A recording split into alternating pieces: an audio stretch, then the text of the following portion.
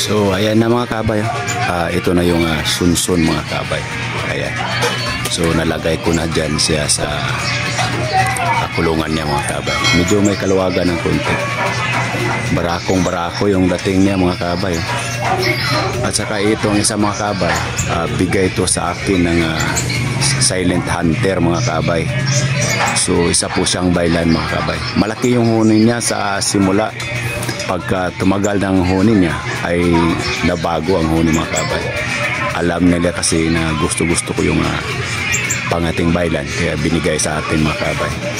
So ako mismo nag-alaga dito mga kabay. Ayan. Ayan po mga kabay. So pakita ko sa inyo mga kabay, no? Bakit madalang lang tayo nakapag-hunt mga kabay.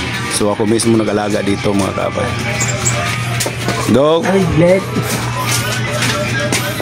Ayan po mga kabay. So ito mga kabay.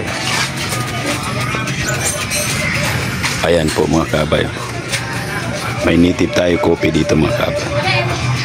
Ayan. So ako po ang gumagawa dito mga kabay. Kaya busy tayo mga kabay sa paghahan. So bigyan din natin ng oras mga kabay kasi doon tayo masaya sa forest adventure.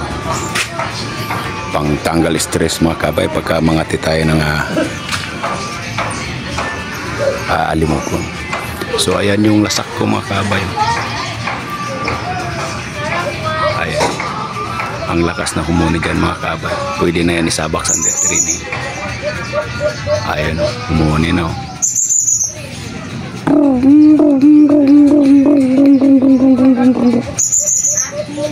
Ayun, malakas na humuni mga kabay. Pwede na sana yan isabak sa under training. So doon natin lagay yung sunsun mga kabay. So apat dito mga kabay yung ako mismo nag-alaga mga kabay. Ayan po. So baka sa susunod na linggo baka makahan tayo mga kabay. Ayan yung sunsun mga kabay. Malakas na kumain dyan. At saka